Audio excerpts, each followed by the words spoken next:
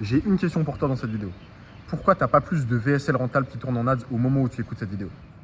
Ma cible qui fait entre 100 et 300 cas par mois cash collecté, au max du max, ils ont 3 VSL rentables qui tournent. Les exceptions, c'est 10, 15, mais la majorité, c'est ça. C'est soit une grosse VSL qui cartonne, et en général, 2 ou 3 autres VSL. Pourquoi t'en as pas plus qui tournent? T'as réussi à faire un truc qui marche une fois. Si t'écoutes cette vidéo et que t'es ma cible, t'as réussi déjà à avoir une VSL rentable, tu sais que ça marche, tu sais que t'as juste à lancer de l'ads, faire un funnel call ou juste mettre la VSL, appel de vente, équipe, et boum, ça close. Pourquoi t'en as pas plus? Est-ce que c'est par rapport à des fausses croyances? Tu te dis que tu as déjà épuisé tout ton marché si tu es sur le marché français et que c'est sur une petite niche ou même sur une grosse niche et tu te dis que tu peux pas aller plus loin. C'est complètement faux et on va en parler juste après. Tu te dis aussi peut-être que tu as déjà siphonné tous tes avatars.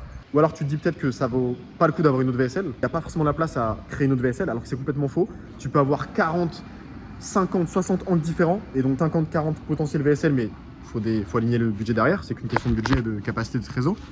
Peut-être que tu as comme objection de te dire que tu n'as pas assez de closer. Et ça, je pense que c'est une vraie objection. Et d'ailleurs, je préconise grandement de garder un closer pour chaque VSL si elles ont des angles différents. Comme ça, tu les spécialises vraiment. Et si tu as 4 closers, par exemple, je sais pas, tu fais 500 cas par mois, mets-les vraiment sur chacun sur une seule VSL. Même si des fois, tu as des meilleurs profils, etc. Parce que c'est qu'en général, en fonction des profils, si c'est un profil ultra qualifié, s'il vient de la VSL 2 et de la VSL 3 le même jour, on va préférer mettre le top closer dessus. Mais je pense que c'est une mauvaise idée. Parce que certes, ça paraît logique de faire ça, mais le truc, c'est que il va s'en mêler les pinceaux parce qu'en général, il va jouer sur différentes douleurs dans la VSL, si tu as des angles différents dans tes VSL et des poches de douleurs différentes. Et c'est pas du tout optimal. Les autres objections que tu peux avoir, c'est de te dire, bah, je l'ai déjà fait une fois, ça sert à rien de le faire une autre fois.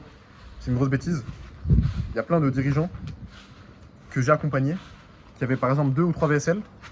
Il a suffi juste de mettre une 4e, une 5e VSL avec angles complètement différents, avec un avatar un peu plus précis, plus spécifique, mais toujours dans leur, grosso modo dans leur avatar qui cible habituellement.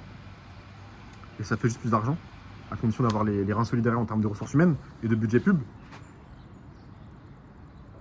Vraiment, c'est un truc que je comprends pas. Pourquoi ne pas faire plus de ce qui marche déjà? Pourquoi se casser la tête à aller faire des challenges 3 jours, aller faire des challenges 5 jours, alors que tu as un modèle qui marche déjà et tu as juste à créer plus de choses qui marchent? Donc, ça serait très intéressant de faire ça. Dis-moi en message WhatsApp, donc tu auras mon 06, tu auras mon numéro de téléphone WhatsApp en premier commentaire épinglé sous cette vidéo.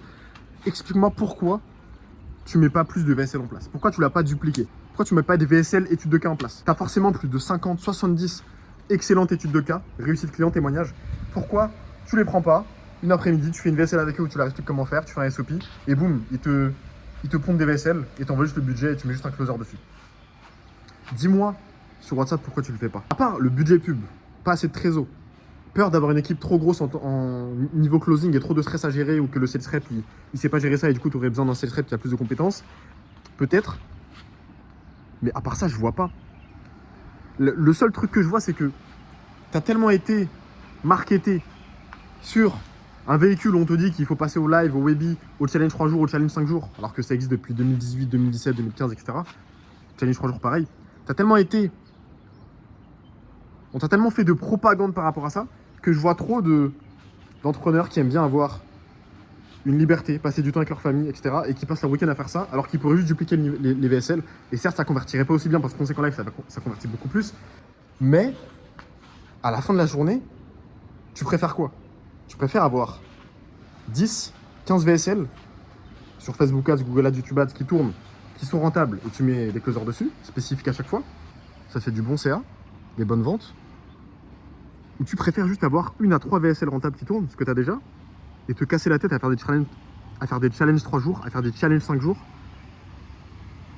et à gâcher tes week-ends parce que moi je l'ai vu, hein.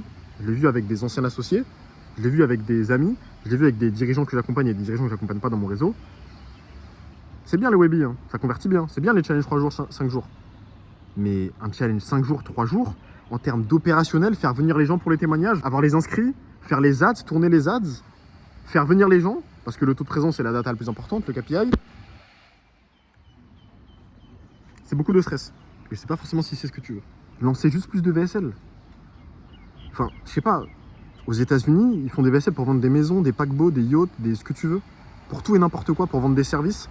Je suis en train de penser aux meilleurs aux États-Unis, en Australie, etc. Il y en a plein qui font des webby, challenge 3 jours, challenge 5 jours, Myron Golden, etc. Oui, certes. Mais t'en as plein qui font pas du tout ça. Les V-Shred, etc. Ceux qui font des centaines de millions par an, il y en a qui sont juste sur des modèles VSL. Donc c'est vraiment, je fais cette vidéo pour poser la question parce que c'est un truc que je comprends pas, c'est une fausse croyance que j'ai jamais vraiment compris. Et je comprends pas pourquoi les entrepreneurs n'utilisent pas plus d'effet de levier par rapport au VSL. Parce qu'on sait que l'effet de levier quand on est entrepreneur c'est le plus important. Il y en a qui le font bien avec l'immobilier, qui le font bien avec toutes les autres choses, l'investissement. Mais quand il vient le moment de l'acquisition, d'aller faire entrer du rendez-vous, d'aller faire entrer des ventes, certes ma cible, vous derrière l'écran, vous avez des VSL rentables, mais vous arrêtez à 3-5 VSL. Et ce que je comprends pas c'est pourquoi vous n'avez pas 15, 20, 30, 50 VSL. Pourquoi? Donc l'appel à l'action de cette vidéo, c'est explique-moi pourquoi. Mettez-le soit en commentaire sur cette vidéo, ou soit vous m'envoyez un message WhatsApp. Et si vous n'êtes pas vraiment ma cible mais que vous avez des idées, je suis ultra chaud. C'est un peu une étude de marché que je fais là. Recherche marketing, je suis ultra chaud que vous m'envoyez ça sur WhatsApp.